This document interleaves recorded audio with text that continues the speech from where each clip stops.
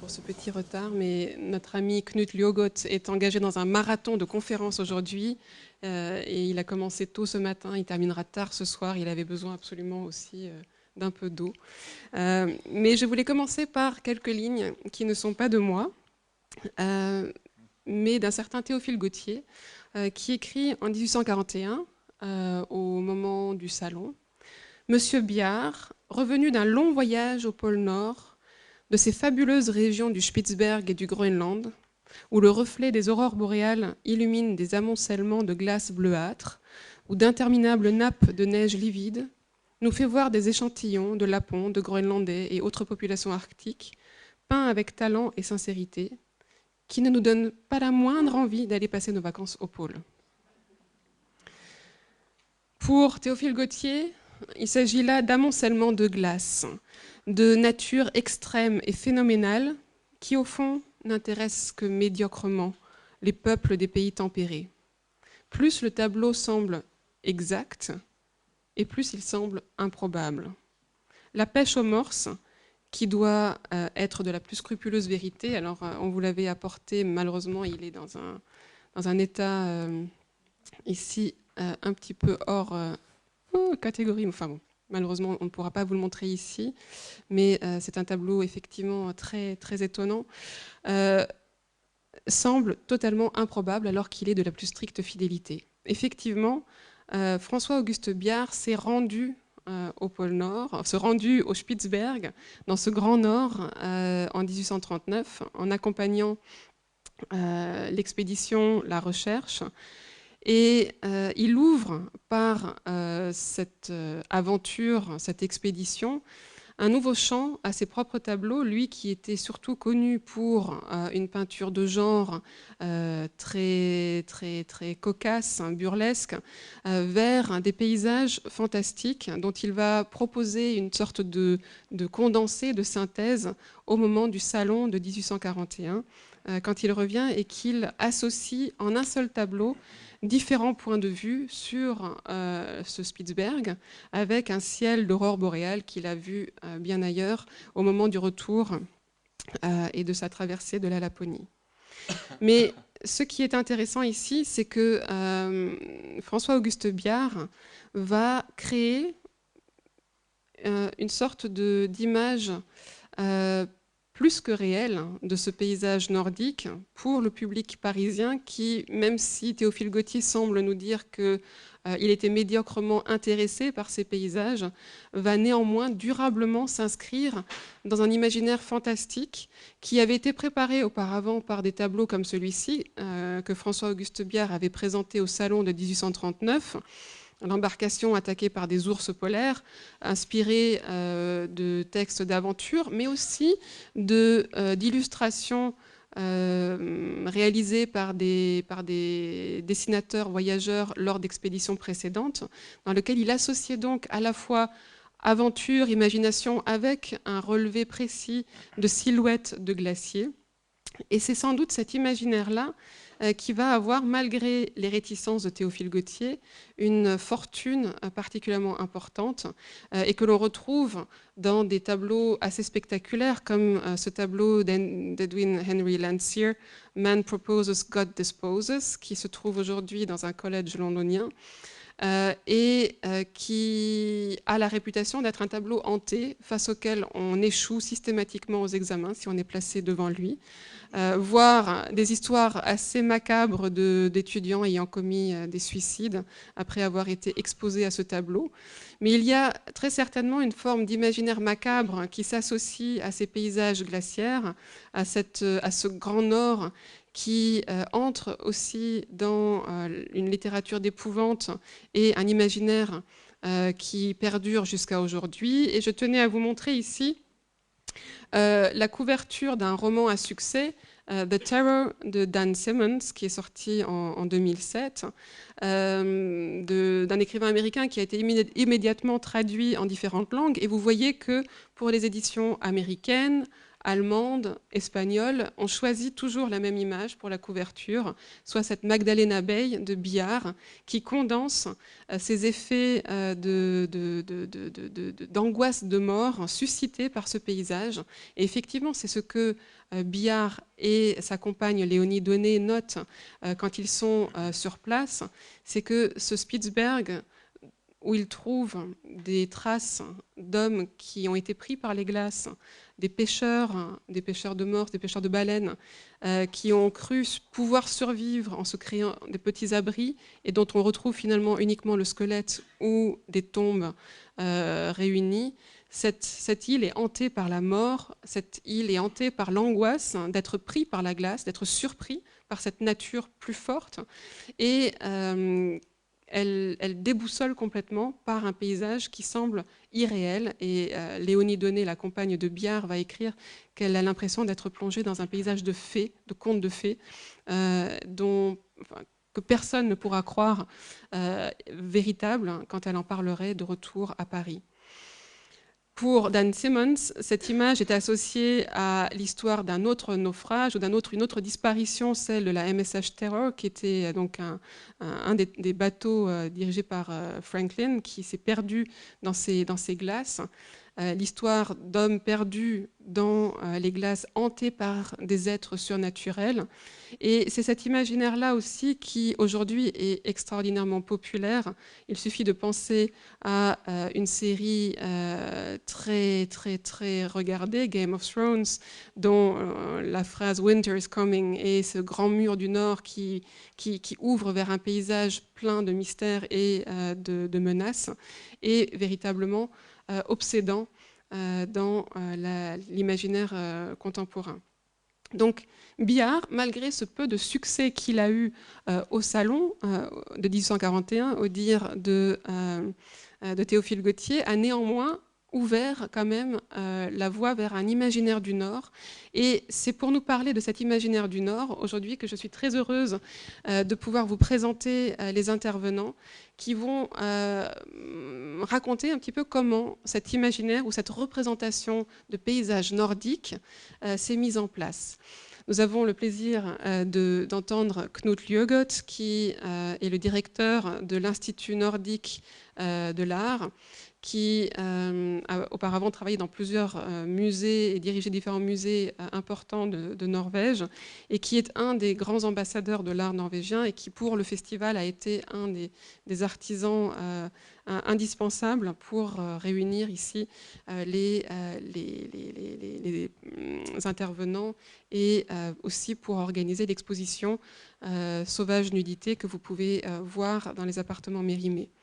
J'ai aussi le plaisir d'accueillir Carl Johan Olsson, qui est le responsable des collections du 19e siècle au Musée national de Stockholm et qui est un des spécialistes de cette peinture du 19e siècle, un des artisans aussi de l'exposition de l'âge d'or danois et qui va nous parler des artistes qui, norvégiens, ont, loin de chez eux, inventé ce paysage nordique qui va petit à petit se construire en tant que tel.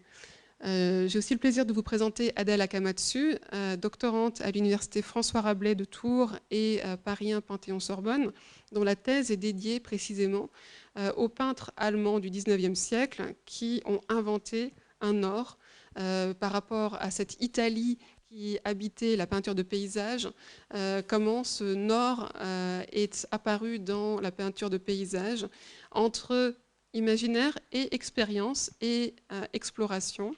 Et cela nous permettra ensuite d'entendre Thierry Lauger, qui est maître de conférence à l'Université Paris-Sorbonne, dont la thèse portait sur la représentation du génie artistique dans l'art au XIXe siècle, mais qui a aussi été le coordinateur scientifique d'un projet sur la représentation du patrimoine des sciences naturelles, et qui va nous parler plus précisément de ce voyage, de cette expédition scientifique à laquelle Billard a participé.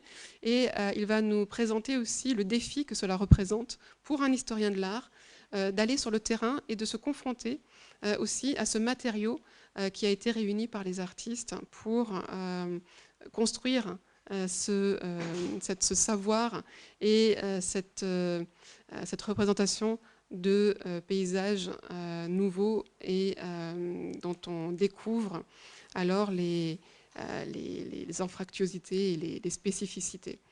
Et pour commencer, donc Knut va nous présenter une sorte d'émergence de cet imaginaire du Nord, de ces représentations. Merci beaucoup, Knut. Merci beaucoup. Je vais essayer de m'en limiter à 10 minutes. Si je dépasse, donnez-moi un coup de pied. Mais je voudrais commencer en disant que je suis très heureux d'être ici et de participer à cette table ronde sur l'image romantique du Nord avec ces éminents scientifiques de la Scandinavie et d'autres pays. Je voudrais poser une question. Vous savez que cette conférence et en fait, cette table ronde en particulier part du Nord. Mais première question, qu'est-ce qu'est le Nord? Et je sais qu'on a vu cette image. On a pu voir des images, en fait, qui viennent de France.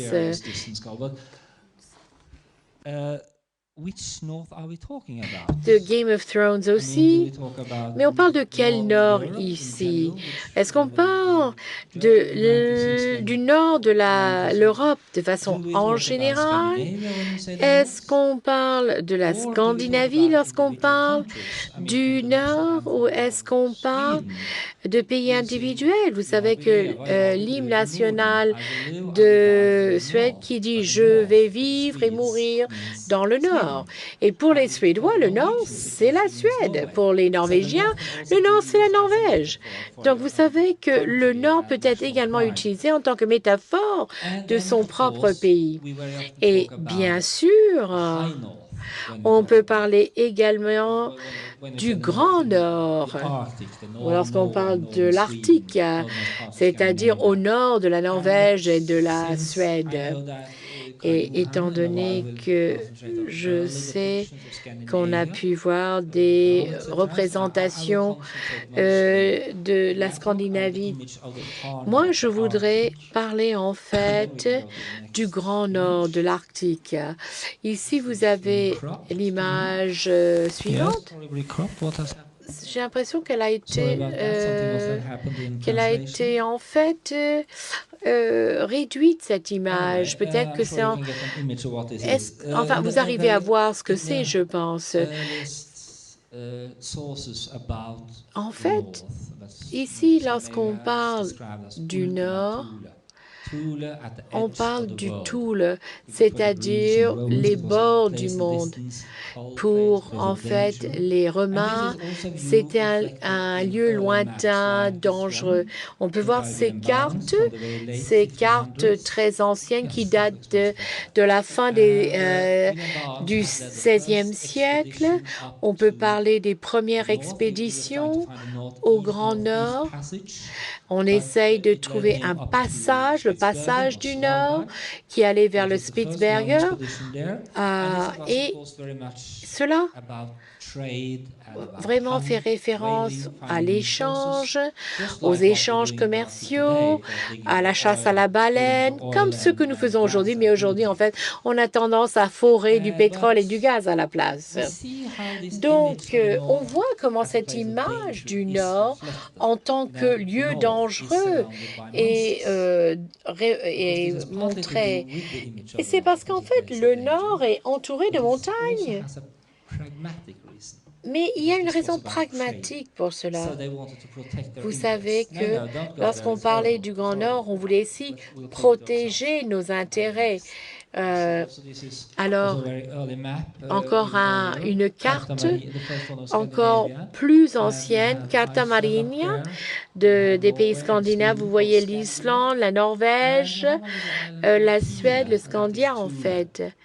Et vous voyez Tula, le Tula des Grecs. qui est habité par des monstres et autres créatures étranges.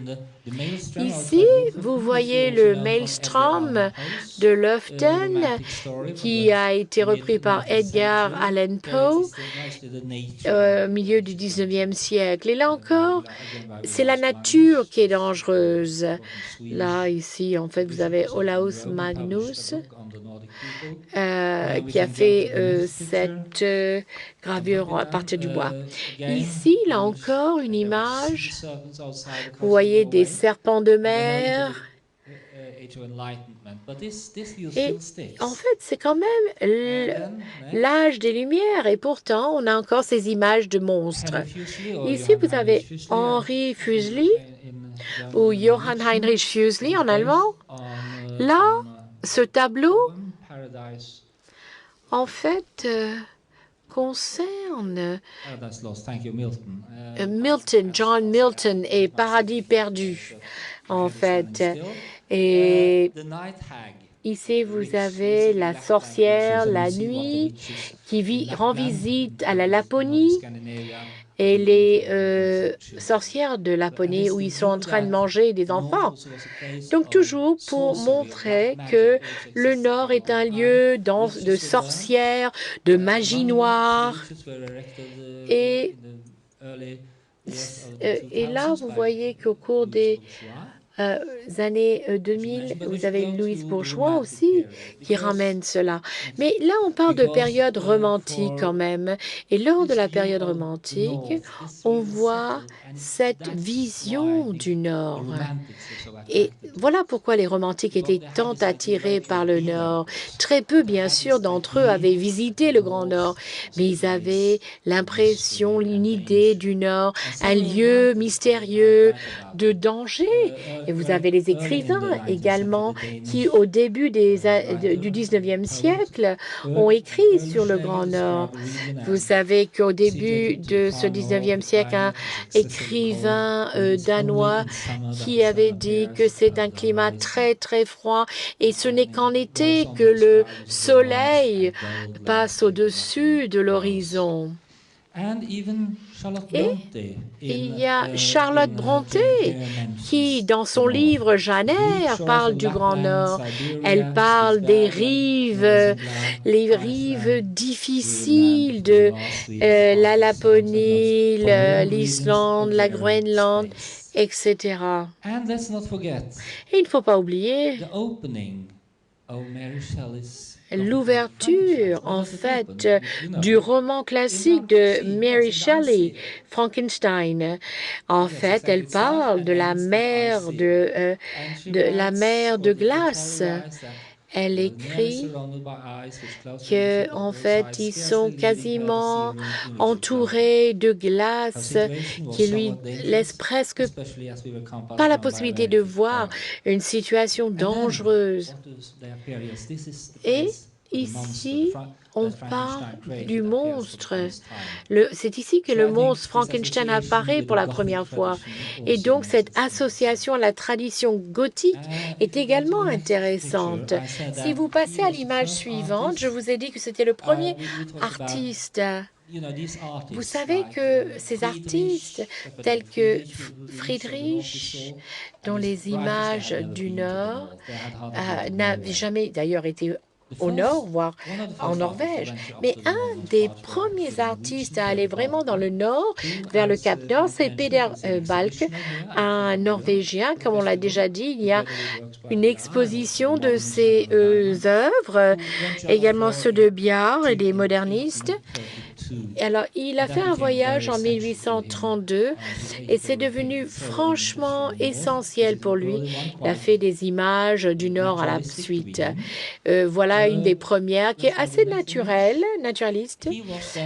Après, vous avez bien sûr son inspiration venait de d'autres artistes. Par exemple, le Suédois Anders Fredrik Skjaldebrand et en fait l'artiste allemand Christian Hessler. Et Je crois que Balke est très important, même si certains ont déjà entendu des conférences sur Peter Balke. Ici, vous pouvez voir qui, en fait, s'éloigne d'une description académique du paysage. Vous avez une topographie très intéressante. Il s'intéresse, en fait, au souvenir que ce paysage lui a laissé. Ici, vous voyez, en fait, un phare. C'est quelqu'un qui a beaucoup travaillé sur la réduction. Il est peut-être proto-moderniste, mais ceci vous donne une impression. En fait, c'est très proche de les écritures des romanciers romantiques sur la description des rives peu accueillantes, en fait, du Nord. Peter Balke, ici, il faut savoir qu'il, en fait, travaillait pour son propre plaisir en tant qu'artiste. Il n'était pas intéressé par l'idée d'exposer ses œuvres au public. Ici, vous avez une œuvre en noir et blanc. Vous avez d'abord le noir qui est appliqué sur la toile et ensuite on enlève on enlève la couleur pour faire l'impression de lumière qui traverse la photo. Ici, une œuvre de François-Auguste Biard suite à son expédition de 1859. Vous savez que Spitsbergen est le nom d'une île, tandis que le groupe d'îles s'appelle Svalbard. C'est un peu compliqué, bien sûr, mais bon. Vous connaissez peut-être Svalbard? Je ne sais pas. Donc, Spitsbergen, c'est une île. Mais en fait, en général, dans le monde, on parle de Spitsbergen lorsqu'on parle de tout l'archipel. Ici, on a vu déjà cette œuvre. Cette œuvre a été inspirée par l'expédition Franklin. Personne ne sait vraiment ce qui s'est passé.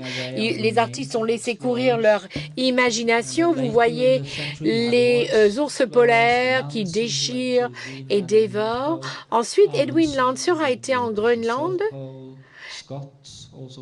Il y a eu Scott qui a été au pôle Sud.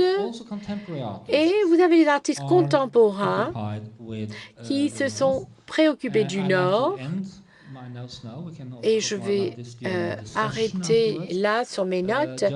On pourra en discuter davantage tout à l'heure. Là, vous avez Joan Jonas, inspiré par la saga Kane. Et ici, on parle en fait de ce qui se passe sous les glaciers. Tout cela est inspiré en fait de l'art islandique. Vous avez en fait des volcans, donc la saga des volcans en fait. Je crois qu'on n'a pas besoin d'en parler encore de Game of Thrones, mais pour beaucoup, c'est ça le Nord. Thank you very much, Knut. Merci beaucoup pour cette première partie qui nous amène vraiment au cœur du sujet d'une représentation du Nord, d'un imaginaire du Nord, pour lequel les artistes vont apporter des éléments essentiels, mais un imaginaire qui vient de loin, comme Knut l'a montré avec les cartes anciennes, un imaginaire qui va être nourri par la littérature populaire tout au long du XIXe siècle et jusqu'à nos jours, mais qui va aussi être confronté à l'expérience même de ces paysages et à la question de leur expérience physique, ce dont va aussi nous parler Carl Johan Olsson, à la fois le rapport immédiat à la nature et un rapport lointain, distant, celui de la mémoire, et celui d'artistes qui vont inventer ce paysage national nordique, mais loin de chez eux. Merci beaucoup. Thank you very much, France. Very happy to be here and to see. Merci beaucoup. Je suis très heureux d'être là. Je veux vous parler en fait de l'établissement du Nord pictorial, si vous voulez, expliquer comment les artistes ont développé leur façon d'exprimer le Nord dans leurs œuvres, dans les peintures au début du siècle. Et moi, je vais vous parler de Dahl, un peintre norvégien qui est considéré comme étant le père de la peinture norvégienne. Je voudrais vous montrer en fait de l'importance d'Abel van Everdingen. On dit que c'est la personne qui a découvert le pictorial du Nord.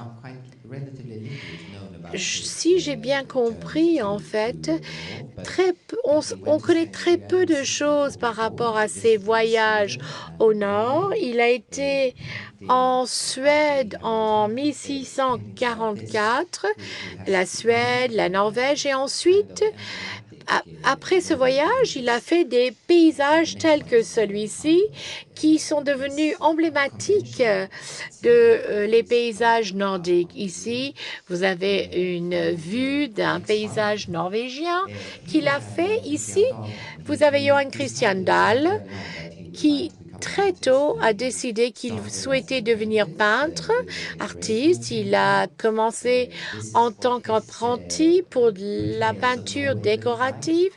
Voilà ses représentations de la Norvège.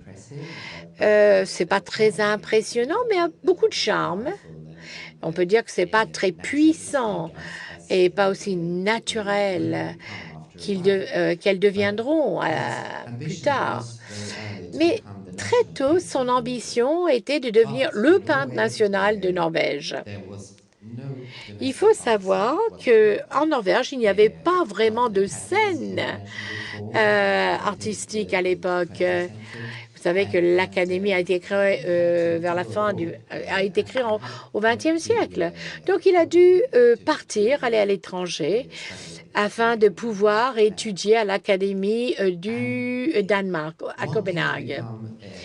Il voulait devenir le peintre national norvégien.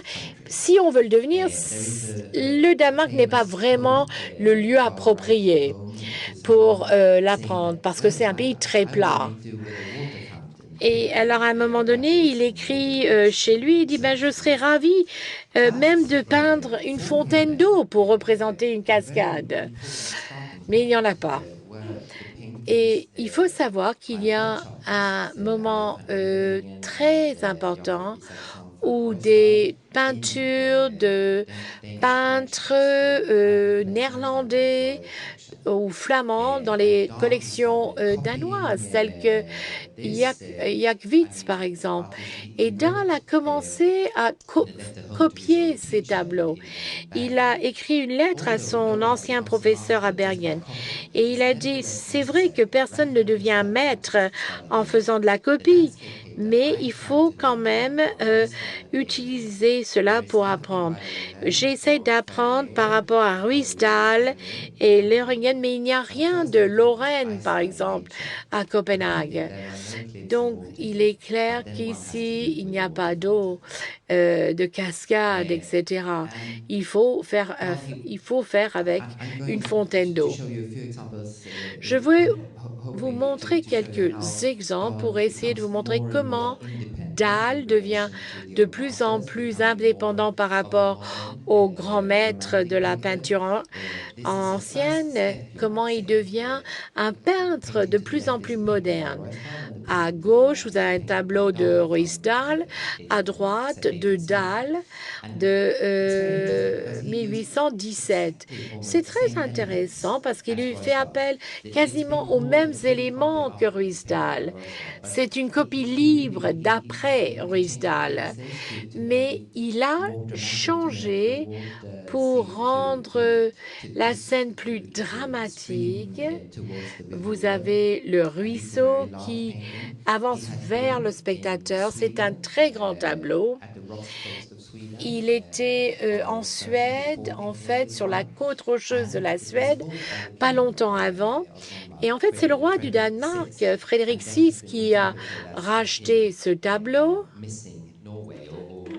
Et en fait, ce tableau est considéré comme son deuil de la Norvège, le fait qu'il se sentait, il avait le mal du pays.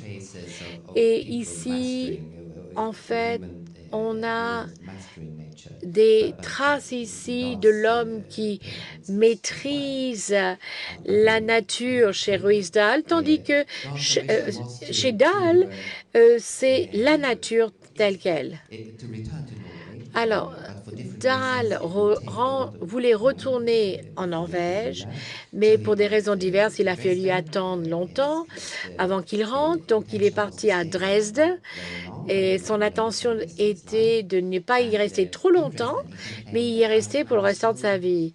Et ce qui est intéressant, c'est qu'il avait dit «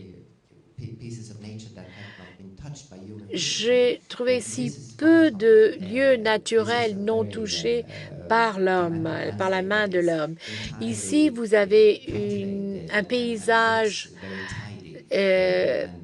dramatique, mais en même temps, il est tout à fait cultivé et il trouve que c'est trop net, en fait, trop propre. Et donc, il est obligé d'utiliser un vernis pour enlever un peu ce côté propre.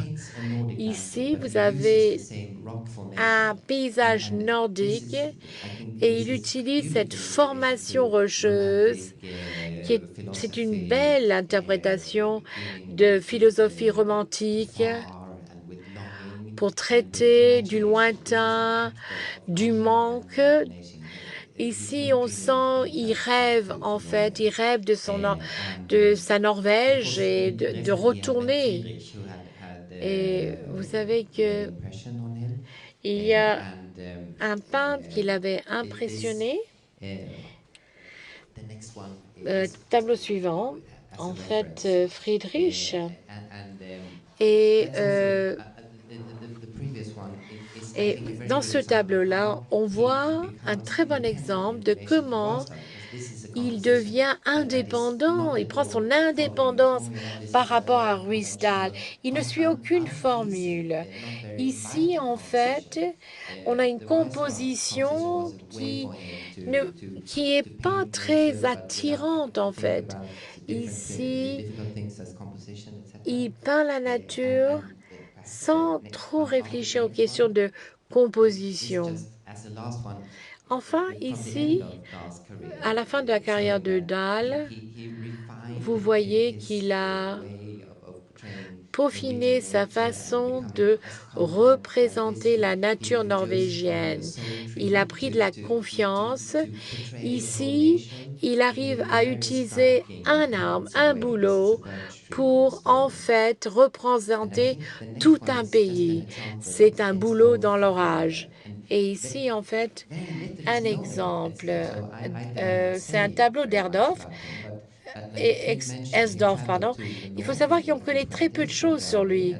Il a voyagé dans le Nord, provenant de l'Allemagne, au cours des années 1800 et quelques.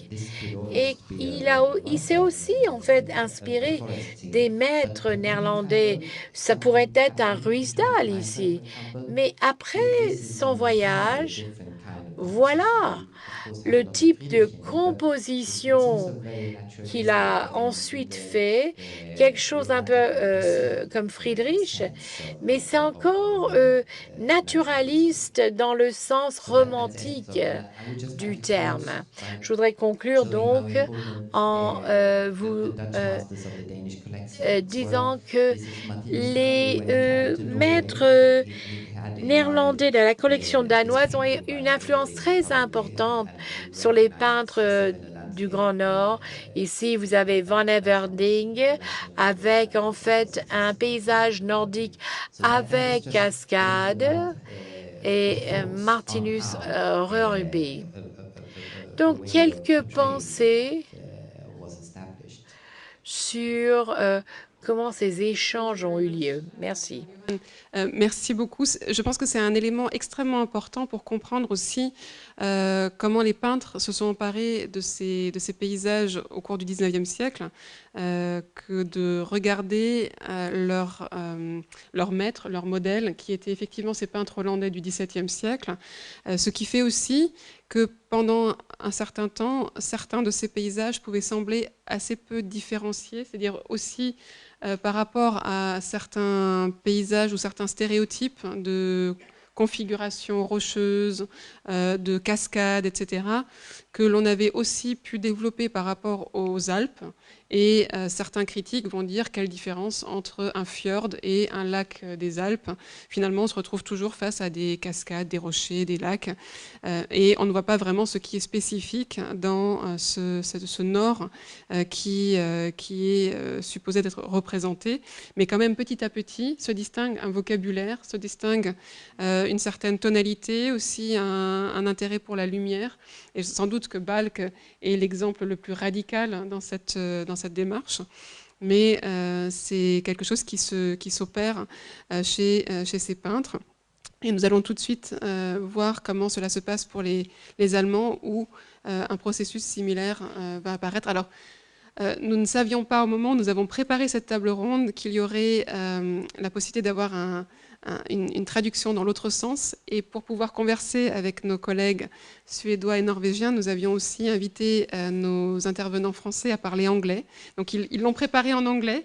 Et comme ils ont fait ce travail-là, voilà, ils prendront la parole en anglais, mais vous avez la traduction simultanée. Et merci beaucoup d'ailleurs aux traducteurs qui font ce travail formidable.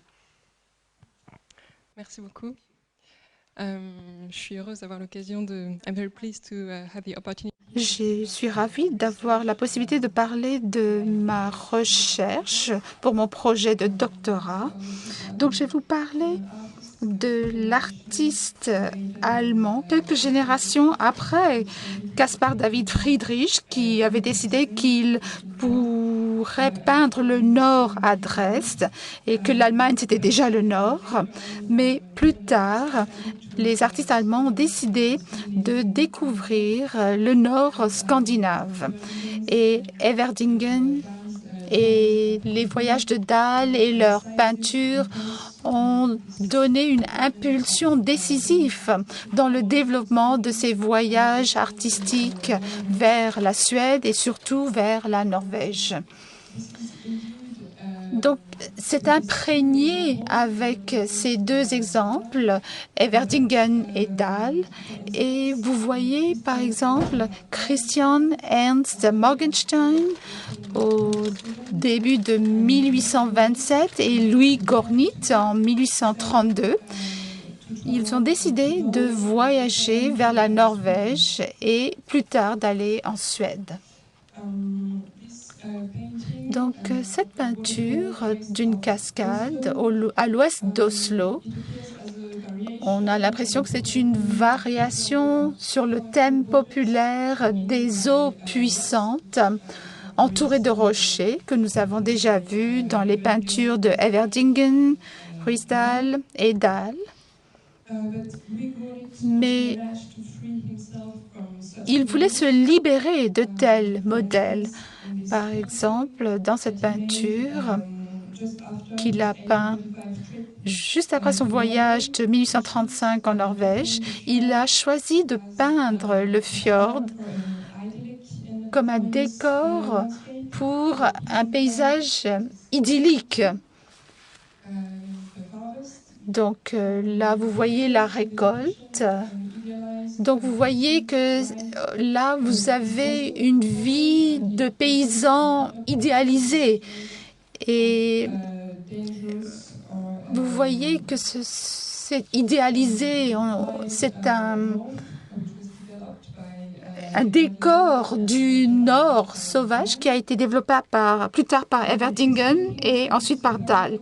Donc là, il y a un parallèle avec la fraîcheur dans la description de la lumière, qui est un moment spécifique de la journée. C'est marqué par la ligne entre la lumière et l'ombre et les angles que vous voyez à côté de l'herbe qui se trouve à côté du chemin.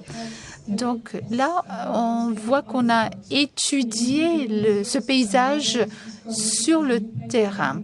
Et la Norvège, c'était un nouveau pays pour les paysages, pour la peinture de paysages, pour les artistes norvégiens et suédois et danois. Ici, vous avez un exemple de peinture de Morgenstern au mois d'août 1827. On peut imaginer l'artiste sur le terrain qui est en fait assez perdu par ce puzzle de rochers qui est assez isolé. Des rochers et des tourbillons d'eau qui étaient des motifs assez présents. Il y avait également des peintures à l'huile.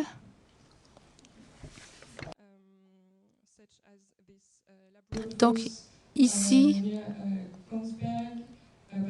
c'est à côté de Kongsberg.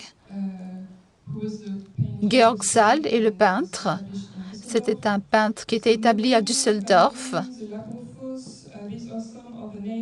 Labrophos, c'est souvent des titres que l'on trouve durant ces voyages, parce qu'il recherchait des endroits de beauté, des motifs d'études, et les artistes finissaient toujours aux mêmes endroits. Donc, Ersthoff était l'un des rares peintres qui est allé vraiment dans le Grand Nord. Donc, autour de la côte dentelée de la Suède et de Norvège, dans les régions de Halagofjord et Sølvågfjord, ça c'était l'invention de nouveaux paysages. Andreas Achenbach de Düsseldorf, c'est sans doute l'un des peintres allemands les plus connus qui a décidé de voyager vers le nord plutôt que d'aller vers le sud, parce que l'Italie, c'était encore la destination la plus traditionnelle pour devenir un artiste accompli. Et après un premier voyage vers la Suède en 1835, il est parti en Norvège en 1839 avec un ami à lui. Il s'est joint au peintre norvégien Thomas Hurley. Thomas Hurley était un étudiant de Johan Christian Dahl. Et au milieu des années 1820, il était dans la région des fjords et ensemble, ils ont voyagé vers les rives du Haladafjord et du Sølvågfjord. Et donc, cette peinture a été peinte après que Achenbach soit rentré à Düsseldorf. Il a rassemblé des éléments qu'il a vus là-bas avec des éléments natifs. Et donc, il n'avait rien oublié de son voyage. On voit donc les cascades d'eau, les pentes très raides des montagnes qui plongent dans l'eau, les maisons en bois et cette stèle qui est au devant. Et Achenbach avait vu de telles stèles sur les rives nord du Stoggenfjord. Et ça, c'est également un motif qu'il a emprunté des peintres romantiques allemands.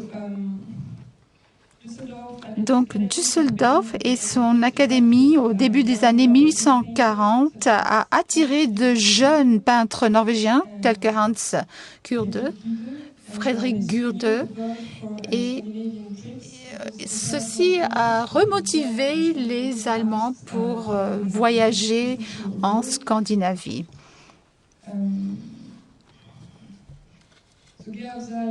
Donc, Gerzal, c'est l'un des peintres de Düsseldorf qui a voyagé 3 fois en Norvège, en 1847, en 1850 et en 1854, à chaque fois pour recueillir des éléments sur le terrain qu'il pouvait réutiliser dans ses compositions. Et avec Hans Friedrich Gude, il est l'un des rares peintres à adopter ce point de vue de haut. Donc là, vous avez une vue panoramique du fjord et toutes les montagnes qui nous donnent cette vision vaste et éloignée. C'est très spectaculaire, très descriptif, à l'opposé de ce que Balck avait décidé de peindre. Et Zal nous explique qu'il a essayé d'acquérir le soleil de minuit. Mais je ne pense pas que vous puissiez voir le soleil de minuit sur les fjords. De toute façon, c'était son ambition et ça a été loué comme une nouvelle tendance pour dépeindre des paysages inhabituels, des phénomènes naturels avec une nouvelle précision. Le peintre français, François-Auguste Biard, s'est confronté avec des paysages extrêmes dans l'été de 1839, comme Andreas Arenbach.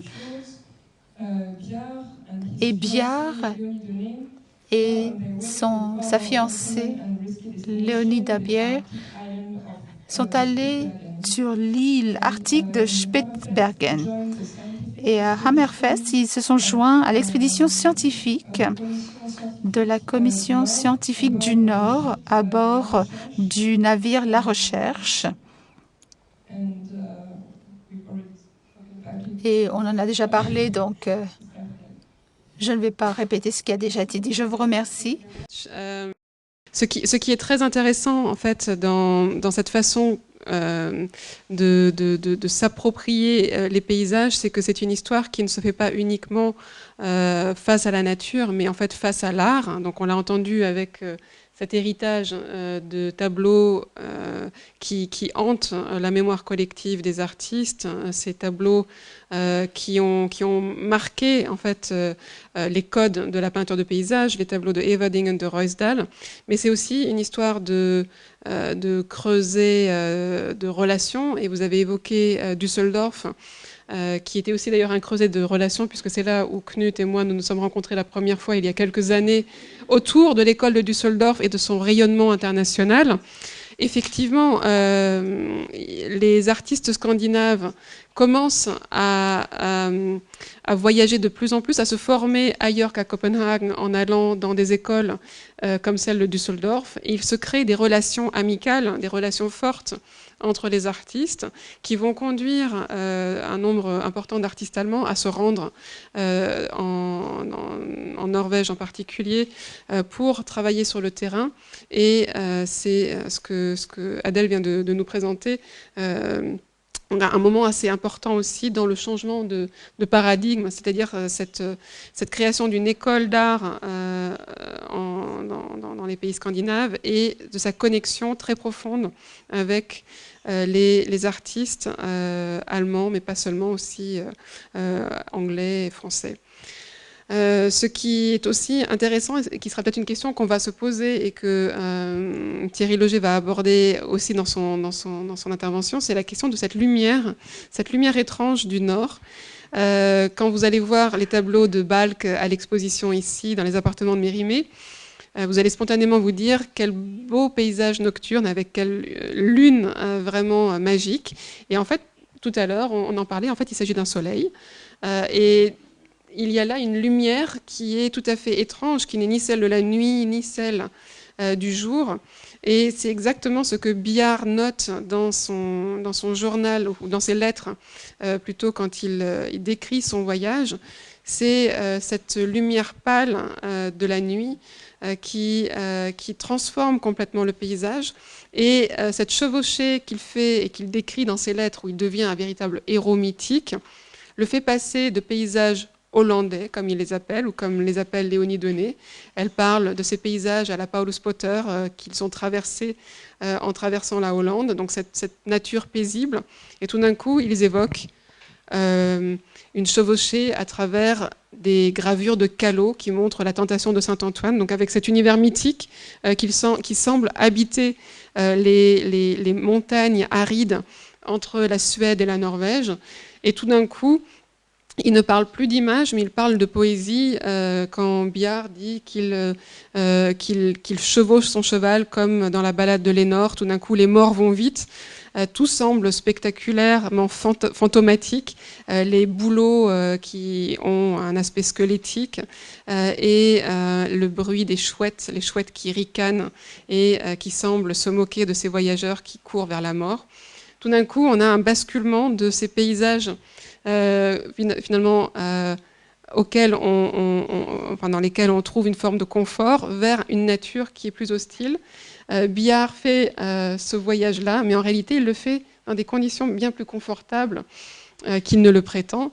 Et surtout, il le fait en relation avec une expédition scientifique dont il va se nourrir aussi et pour laquelle il va fournir aussi une certaine forme de représentation. Et donc ça, merci Thierry de nous en parler. Merci beaucoup, France. Merci pour cette invitation. C'est vraiment un grand honneur pour partager cette table ronde avec les spécialistes. La raison pour laquelle je suis ici aujourd'hui, c'est pour vous présenter des recherches que nous avons effectuées en 2015 et 2016 avec Olivier Véron et Marie-Claude Chardonneret dans l'expédition La Recherche dans le Grand Nord en 1839. Cela faisait partie d'un autre programme de recherche pluridisciplinaire où j'étais coordinateur scientifique. L'objectif de ce programme, c'était de rassembler des chercheurs de toutes disciplines, les sciences naturelles, les sciences humaines, ensemble, autour du même dessein, de contribuer à l'héritage d'objets qui font partie de l'histoire naturelle. Donc, ces décors se sont terminés avec François-Auguste Bjart pour décorer l'entrée d'une galerie minéralogique du musée d'histoire naturelle. Le professeur de minéralogie nous a dit que ces peintures étaient en danger. Il voulait reconcevoir la galerie minéralogique et il voulait mettre en place des panneaux sur ces tableaux. La raison était très simple. Il y avait des scènes assez violentes et c'était des raisons de plainte. Et donc, cela allait à l'encontre de la politique écologique du musée. Donc, on voulait que cela devienne plus intelligible. Et notre objectif, c'était de contextualiser les choses pour que ce panorama revienne à ses intérêts originaux. Et ce décor a été créé par Bjart 12 mois après son voyage dans le Nord. Sur la demande de l'État, le peintre a préparé un panorama de peinture des sites du Nord explorés par la mission de 1839. La scène représente une vue géologique de Svalbard comme une Madeleine de Spitsberg. Par conséquent, pour pouvoir étudier cette vision à 360 degrés et surtout dans l'objectif de faire des annonces grâce au soutien technologique et scientifique de la plateforme, nous avons décoré le plateau avec cette vue plate. Et c'est pour ça que ce n'était pas très connu. Il n'y a pas de vision globale de cette peinture parce qu'il n'y a pas de système de mesure optique qui puisse le mesurer sans distorsion optique. Donc, chaque mur de la chambre contenait des tableaux qui représentait un panorama géologique, et ce, sur le côté, dépeignent des scènes historiques qui représentent des chasses, des anecdotes picturales de voyage, et les deux derniers, des peintures scientifiques. Et ceci a été produit pour un public qui recherchait quelque chose de spectaculaire. Mais c'est également un témoignage de l'histoire de l'activité scientifique. Et le danger aurait été de le traiter seulement comme quelque chose d'historique sans lien avec la science. Et pour cette raison, nous avons travaillé avec des zoologistes et des minéralogistes. Et ensemble, nous avons cherché des pièces de botanie, zoologie, d'anthropologie reliées à ce voyage de 1839 dans les collections de sciences naturelles pour démontrer que cette décoration était reliée aux collections.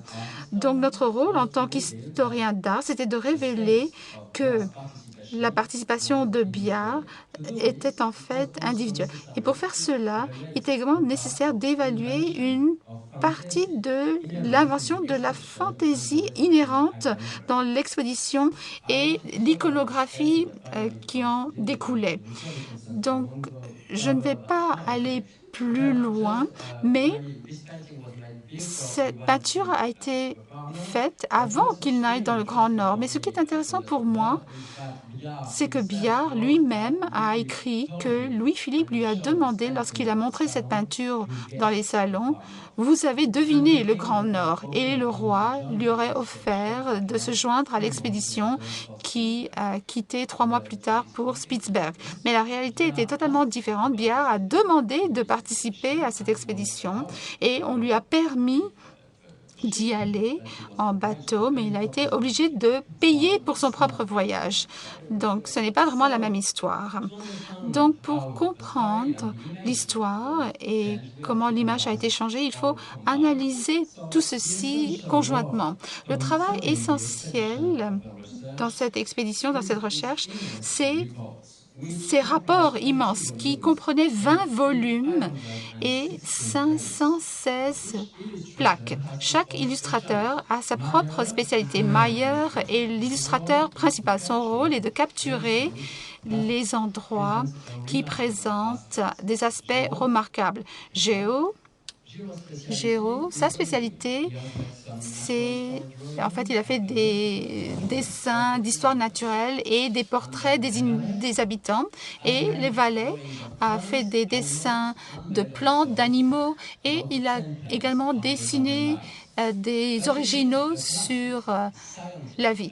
Mais il y a également des atlas scientifiques. Le nom de Biard est absent de ces atlas. Son travail apparaît seulement sur une plaque. Et cette plaque, c'est la vue de l'île Berre. Et nous savons que Biard voulait s'arrêter sur cette île pour faire un sketch rapidement. Mais il voulait s'arrêter parce qu'il voulait simplement faire un sketch d'ours. Et il a seulement vu des bateaux. Donc là, ce n'est pas une illustration d'un voyage, mais c'est un travail des peintures exposées en 1821 où il glorifie Guémard, le directeur de l'expédition, en le plaçant dans un décor absurde. Et donc Biard n'illustre pas, mais il utilise les éléments de la scène pour créer des éléments frappants. Et ceci est reflété dans les travaux qu'il a présentés dans les salons de 1841. Il a montré que sa priorité, c'était le fait que la glace était exotique. Mais il y avait également la question de est-ce que tout ceci est scientifique? Et le problème est le même que celui que nous trouvons avec l'orientalisme au XIXe siècle. Pour résumer cela, nous confrontons Ingres et Delacroix en affiliant l'un à un orientalisme fantaisiste et l'autre par un orientalisme véritable. Et nous savons que Delacroix, c'est également une fantaisie picturale, mais il est considéré comme étant un peintre itinérant, alors qu'il a voyagé seulement une fois dans sa vie. Biard, plus que d'être un peintre itinérant, est un voyageur qui peint. Avant de construire son image en tant que peintre, il a construit son image en tant qu'aventurier. qui vivaient des aventures fabuleuses. Et c'est cette image qui a donné ce succès à ces peintures exotiques. Donc, lorsqu'on parle de cet artiste itinérant, il faut également prendre en considération l'immobilité des historiens d'art. Et souvent, lorsque nous parlons des voyages vers le Moyen-Orient, les spécialistes, la plupart du temps, connaissent le travail correspondant et les archives, mais ils ne connaissent pas les endroits des voyages. Donc, comment juger la partie fantaisiste de l'image lorsque le chercheur est le seul relais véritable de cette fantaisie? En ce qui concerne l'expédition dont on parle aujourd'hui, je peux vous dire très facilement qu'au début de ma recherche, j'avais une image fantaisiste de ce Grand Nord mythique et j'étais conscient des dangers et nous avons décidé de soutenir notre recherche en France avec la coopération des sites d'expédition. Bien sûr, nous n'allons pas trouver le Lapon de 1839. On ne va pas utiliser les modes de transport qui existaient à l'époque, mais on a choisi le même itinéraire que Biard a choisi. On a recherché les endroits, les régions qui étaient représentées par les illustrateurs et avec nous, nous avions des reproductions de ces plaques, les rapports de ces voyages et nous les avons relus alors qu'on progressait dans notre voyage. Donc, on les lisait devant les sites et on pouvait juger de la pertinence des impressions du voyage. Pour vous citer un exemple, il existe multiples passages spécifiant comment les bouleaux en Laponie ne peuvent pas pousser. Et en fait, ce sont des forêts qui ont passionné les botanistes. Nous avons trouvé beaucoup de traces de ces forêts dans les musées, dans les collections botaniques, mais cela ne remplace pas du tout l'impression laissée par ces bouleaux dans les panoramas de la Laponie. Et ces voyages nous ont permis de comprendre toutes ces images produites et particulièrement ceux concernant la Laponie. Pas juste en observant les Samis contemporains et en les considérant comme des archives vivantes, mais en documentant les arts et les traditions, surtout au musée d'Alta, un projet qu'on n'aurait pas pu organiser en France. Donc, Biard est supposé avoir payé 55 études de la Laponie. Nous en avons trouvé 7 et nous les trouvons avec Louis-Philippe et Les Adams qui enseignent au Lapon. Donc, vous voyez une certaine diversité et il faut noter que ceci adresse une codification sociale qui diffère selon les régions, les âges, les statuts maritaux. Donc, Biard les observe et les attribue correctement. Et le berceau est étudié très précisément. Donc, il y a un tronc creux et au-dessus de la tête du bébé, il y a des bretelles où il y a des perles qui pendent. Et ceci nous rappelle les Oldas. Les Oldas vivent sous terre, ils volent les enfants et les remplacent avec des vieux Oldas. Et l'enfant échangé ressemble au même, mais ne grandit pas et devient moche. Et donc, la présence de ces boutons d'argent dans ces peintures nous permet de comprendre que Biard peut-être avait ce berceau, mais il a compris la fonction également de ce berceau. Et donc, cette connaissance des Lapons nous est permise grâce à ces études. Et il a dit aux membres de l'exposition, il a parlé de la mythologie de la Laponie. Et le travail représente l'évangélisation des Lapons. Comme ceci nous a été expliqué, là, vous voyez les strates présentées. Ça ne correspond pas aux anciennes maisons des Lapons. C'est le peintre qui les a construits. Et là, ce n'est pas une vérité ethnographique, c'est une addition spectaculaire, une fois de plus. Et la représentation, c'est également faux géographiquement. Ces strates ont été prises au pied d'un glacier et les marques ont été laissées par un courant. Un autre élément nous a été révélé au musée Thompson et j'aimerais remercier l'équipe pour cela. Et là, vous voyez ce caractère qui intrigue les visiteurs. Et c'est cet étrange caractère. Et nous n'avions pas de réponse sur qui est cette personne jusqu'à ce que nous recherchions dans la mythologie sami, dans leur religion. Il existe des dieux qui vivent avec les lapons et même dans leur tente. Donc, Saraka, c'est quelqu'un qui permet à l'âme de devenir un fœtus. C'est l'accoucheuse qui aide l'être humain à entrer dans le monde. Elle réside dans le harem, et le harem, c'est le feu dans la cheminée. Et c'est pour cela qu'on l'appelle la mère du feu. Et cette déesse du feu qui vit sous les tentes pourrait être cette figure et elle pourrait incarner l'opposition des deux religions, l'une la Bible et l'autre les anciennes croyances qui correspondent également aux déclarations de l'Estadios qui expliquent dans le rapport que les deux religions coexistaient très souvent chez les Lapons. Et donc, on peut affirmer que Biard est un artiste scientifique, ça c'est certain, et pas simplement un artiste au service de la science. Il a la possibilité de créer un spectacle scientifique et il nous donne cette idée de découverte. Et il a été choisi à cause de ce décor dans la galerie minéralogique. On n'aurait pas pu proposer ces travaux de Biard si on n'avait pas rencontré des spécialistes locaux du musée de Tromsø, le musée d'Alta, ou en explorant simplement les paysages sublimes de la Laponie, ce qui m'a à nouveau expliqué pourquoi il faut voyager et être un historien de l'art. Merci beaucoup.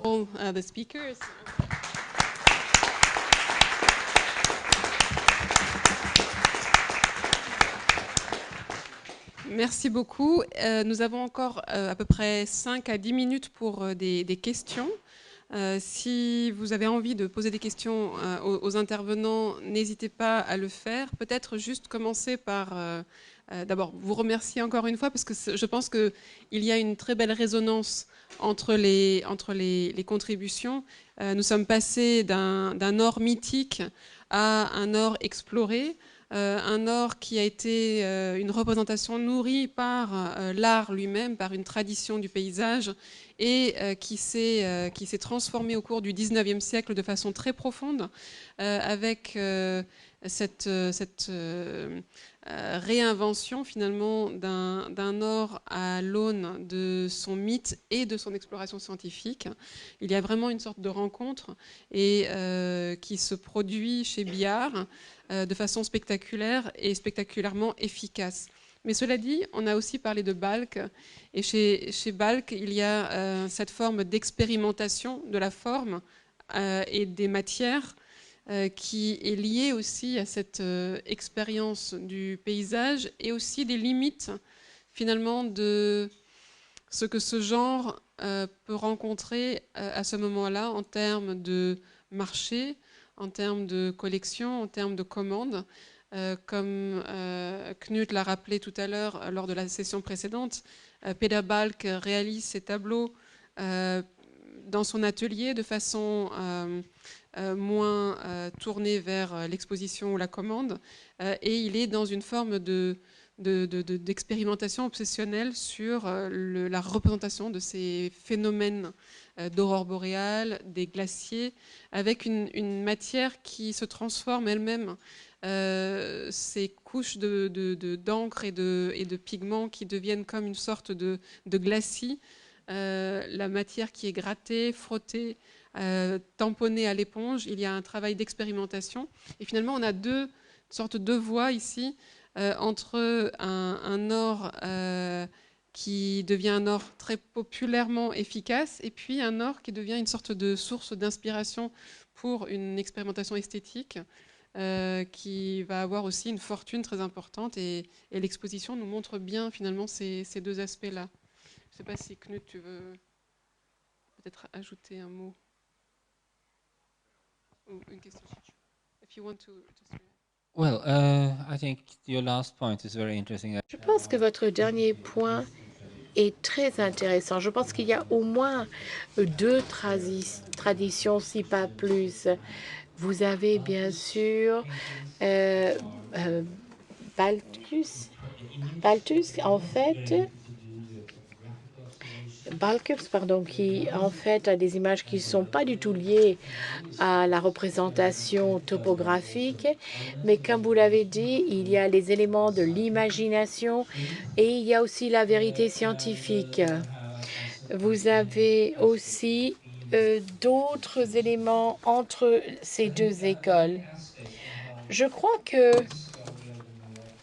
il y a beaucoup d'aspects concernant comment se fait la découverte du Nord. Et là, on peut parler de différents Nords. Il y a d'une part une vue générale de la Scandinavie, puis il y a le Grand Nord.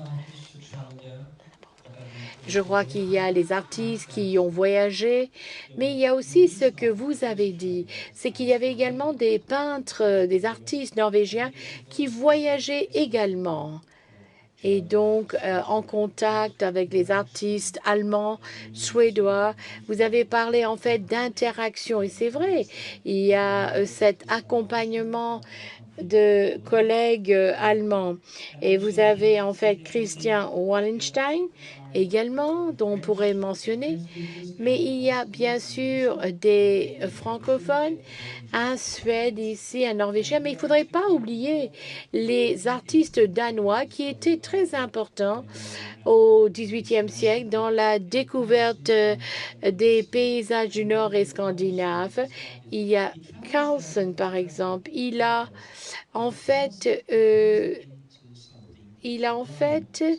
pris ces éléments topographiques pour en faire quelque chose de sublime, et cela au début du 19e siècle. Vous avez également, au début du 19e siècle, un artiste danois qui s'est établi en Norvège, dans un petit endroit dans la montagne, et qui disait en fait où il fallait aller lorsqu'on voulait vraiment découvrir la Norvège.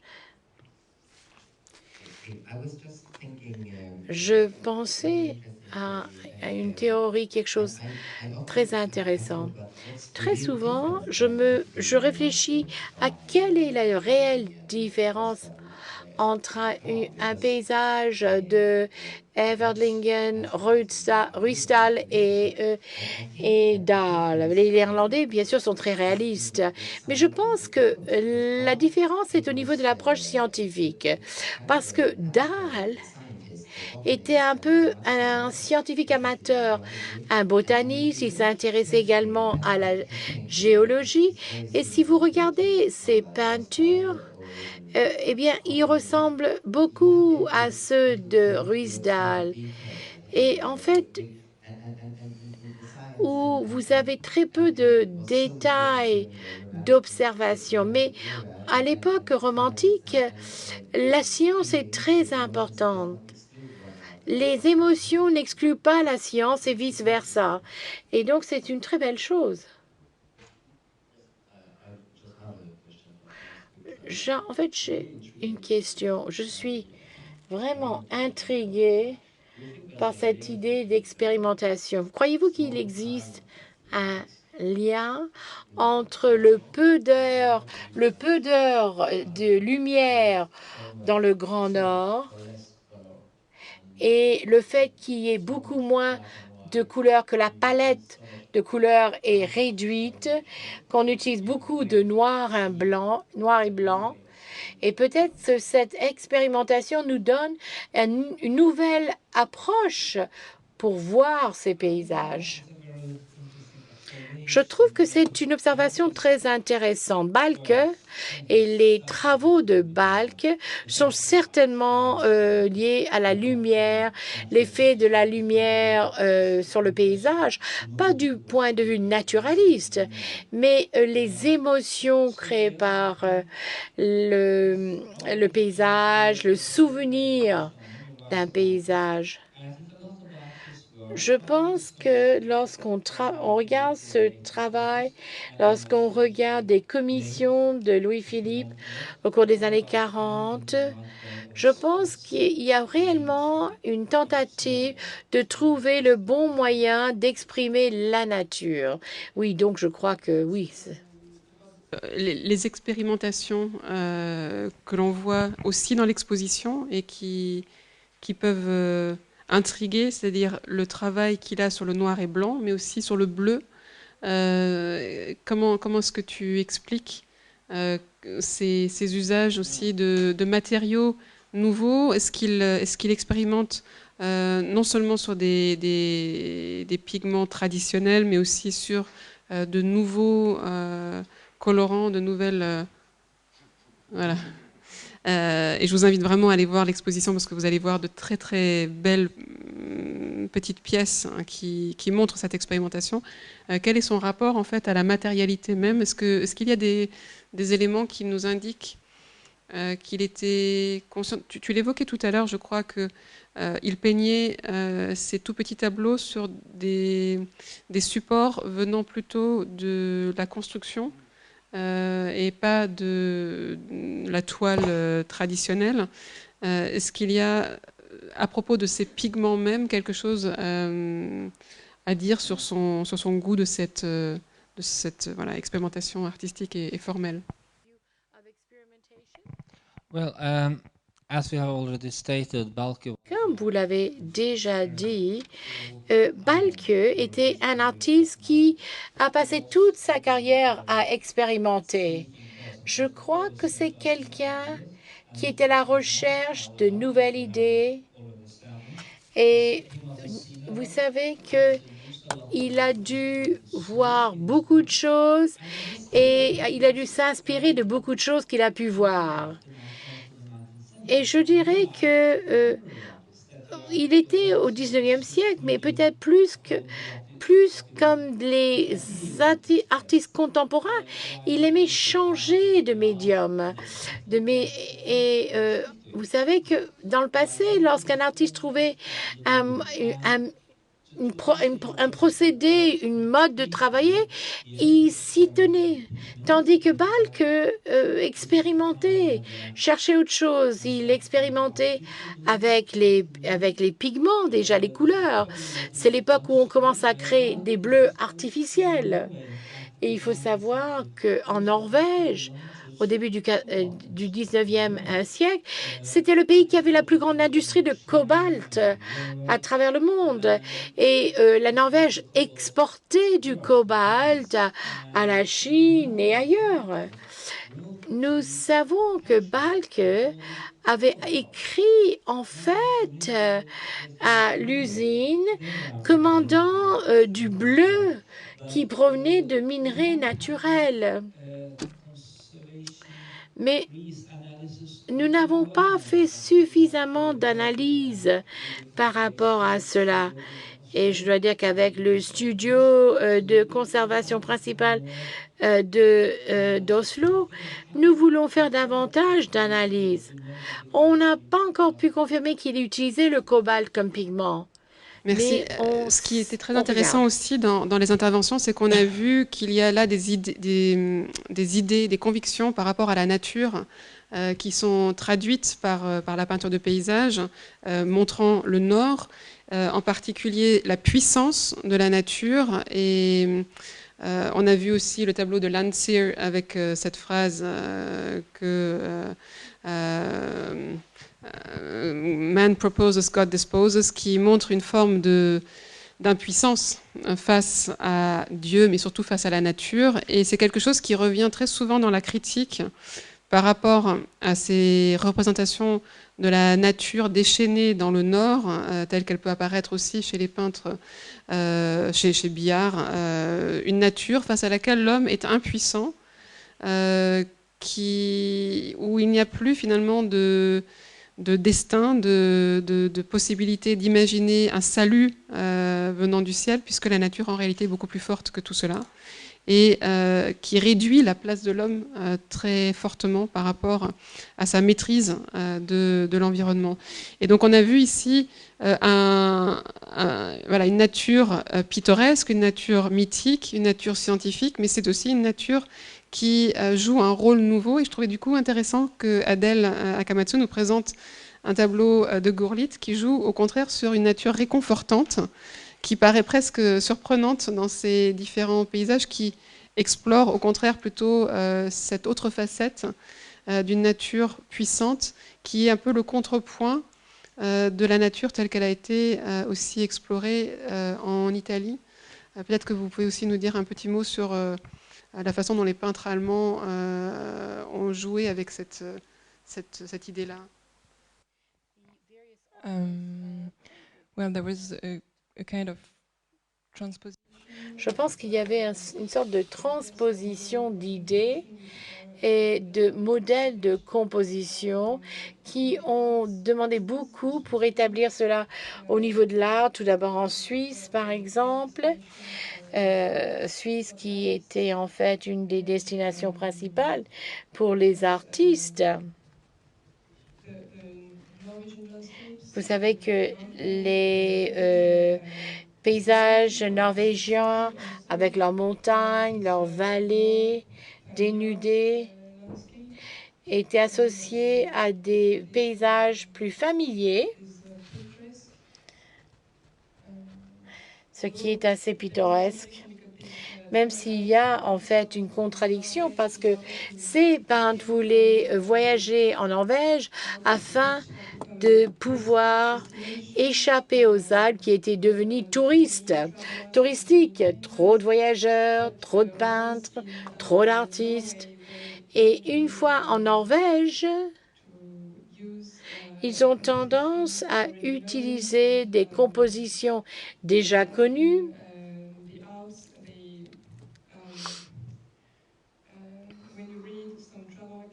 Par exemple, lorsque vous lisez des récits de voyage, alors on voit en fait sur les fjords les plus importants, on voit des rencontres importantes entre des artistes, par exemple le Norvégien Adolf Tidman et l'Allemand Hermann Kaufmann qui vient de Hambourg.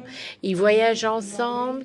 Ils ont rencontré en Norvège Hans Gude qui en fait voyageait avec un autre artiste allemand.